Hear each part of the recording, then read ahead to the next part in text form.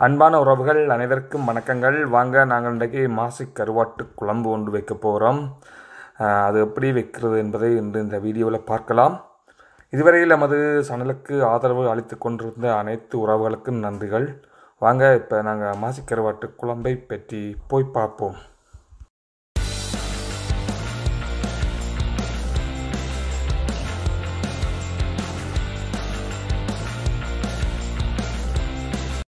Okay, நாங்கள் இதற்கு தேவையான பொருட்களை பார்ப்போம். நாங்கள் உங்களுக்கு தேவையான இந்த மாசு எடுத்துருக்கிறோம். மாசி கருவாடு உங்களுக்கு தெரியும் எல்லாருக்கும். ஸோ அதை நாங்கள் தூளாக்கி வச்சுக்கிறோம். தூளாயும் பெறும் கட்டியாயும் பெறும், உங்களுக்கு எது விரும்பினோ அதை எடுத்து ஒரு 2 hours ஊற விடணும் சுடு தண்ணியில். நான் ஊற விட்டுருக்கேன். நான் ஊற விட்ட தண்ணியை ஊற்றாதீங்க. அந்த தண்ணியை வச்சு தான் நாங்கள் அந்த குழம்பு செய்ய போகிறோம். அதே மாதிரி ஒரு உருளைக்கிழங்கு எடுத்துருக்கிறோம், ஒரு நல்லா இருக்கும். ஒரு 2 வெங்காயம் எடுத்துருக்கோம். வெங்காயம் கூட போட்டால் நல்லா இருக்கும். ஸோ சிறிதளவு கறிவேப்பிலை, ஒரு தக்காளி, அதே நேரத்தில் எங்களுக்கு மஞ்சள், கடுகு, சிறிதளவு புளி, அதே நேரத்தில் எங்களுக்கு உள்ளிப்பூண்டு, இந்த வெந்தயம் நாங்கள் என்ன சேர்க்கணும்னா இந்த வெந்தயத்தை கொஞ்சம் ஊற வச்சுருக்கிறோம். அப்போ தான் நல்லா இருக்கும். இதுக்கு கரம் மசாலா கடைசியாக இறக்கைக்குள்ளே போடுறதுக்கு, சின்ன சீரகமும் பெரிய சீரகமும், தேவையான தூள், தேவையான உப்பு, 4 முட்டையும் எடுத்துருக்கிறோம். இவ்வளோ தானுங்க. நாங்கள் இன்றைக்கு ஒரு மாசு கருவாட்டு குழம்பு செய்ய போகிறோம். ஸோ பாருங்கள், வாங்க நாங்கள் எப்படி செய்வோம் என்பதை பார்ப்போம். அதோட சேர்த்து எங்களுக்கு தேவையான தேங்காய் எண்ணெய், நாங்கள் தேங்காய் எண்ணெய் எடுத்துருக்கிறோம். ஸோ தேவையான அளவு தேங்காய் எண்ணெயும் எடுத்துருக்கிறோம். அவ்வளோதானுங்க. ஓகே, வாங்க நாங்கள் இதை எப்படி செய்கிறது என்பதை பார்ப்போம். நாங்கள் இப்போ இந்த கடுகு போட போகிறோம். பாருங்கள், இந்த இன்னும் குறைச்சிட்டு கடுகு வடி கட்டுக்கோம். அதோட சேர்த்து சிறிதளவு சின்ன சீரகமும் கொஞ்சம் சிறிதளவு பெருஞ்சீரகம் போட்டு இந்த உள்ளியை போடுவோம். உள்ளிப்பூண்டு அதோட சேர்க்கணும். உள்ளிப்பூண்டு ஒரு டேஸ்டாக இருக்கும். ஸோ அதுக்கு 1 செகண்ட் அப்படியே மிக்ஸ் பண்ணுவோம். இதுக்கு நாங்கள் இப்போ இந்த வெங்காயத்தை போட போகிறோம்.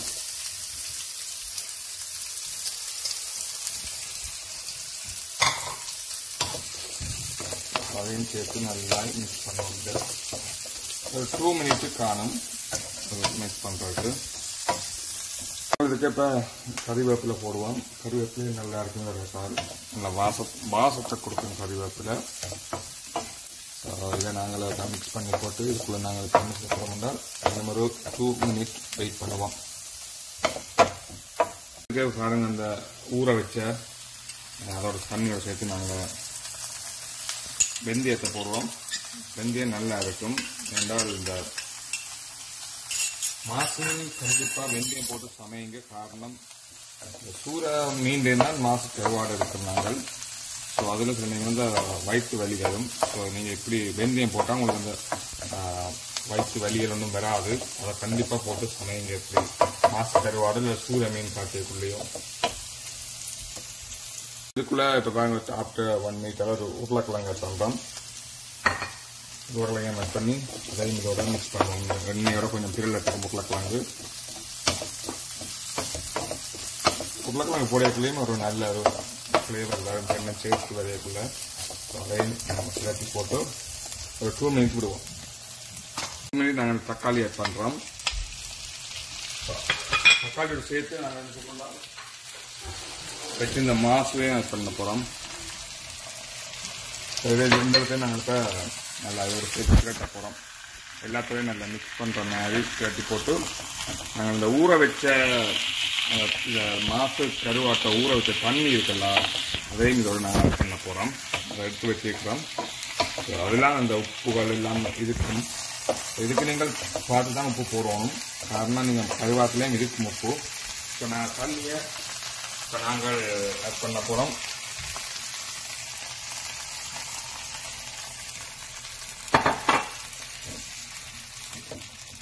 ஸோ எல்லாத்தையும் மிக்ஸ் பண்ணி அப்படியே மூடி விட போகிறோம். அளவு மஞ்சள் போடுறோம். அதே மாதிரி இப்போ நாங்கள் எங்களுக்கு தேவையான கறித்தூள் உங்களுக்கு எவ்வளோ தேவையோ அவ்வளோத்துக்கு நீங்கள் உங்களுக்கு உரைப்பு எவ்வளவோ அவ்வளோத்துக்கு ஏற்ற மாதிரி நீங்கள் போடலாம்.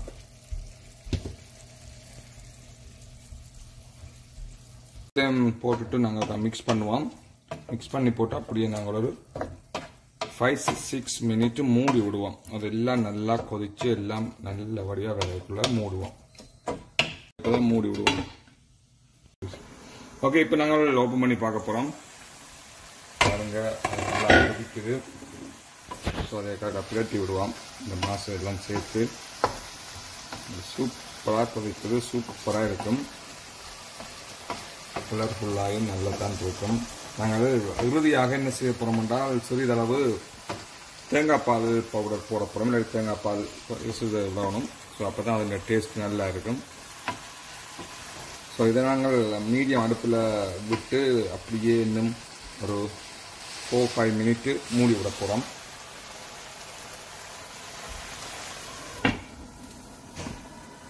நாங்கள் இப்போ பாருங்கள், இதுக்கு நாங்கள் புளி விட போகிறோம். சிறிதளவு புளி விட்டால் காணும், ஏதாவது டொமேட்டோவும் போட்டது. ஸோ நாங்கள் ஒரு சிறிதளவு புளி இதோட சேர்த்து தேங்காய் பால். ஸோ தேங்காய் பாலம் பிடிக்கலாம், அது டேஸ்ட் நல்லா இருக்கும். ஸோ இவ்வளோத்தையும் நாங்கள் நல்லபடியாக மிக்ஸ் பண்ண போகிறோம். இப்போ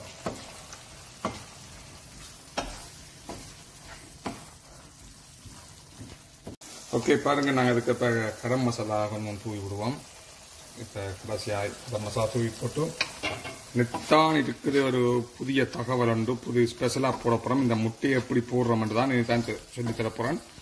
வெயிட் பண்ணுங்கள். இப்போ நாங்கள் ஒரு 1 செகண்ட் மூடிட்டு உங்களுக்கு முட்டையை எப்படி போடுறோன்னு காட்டித்தரலாம். நாங்கள் இப்போ முட்டையை இதுக்கு நாங்கள் இப்போ அடிச்சு ஊற்ற போகிறோம். அதான் நல்ல டேஸ்டாக இருக்கும்.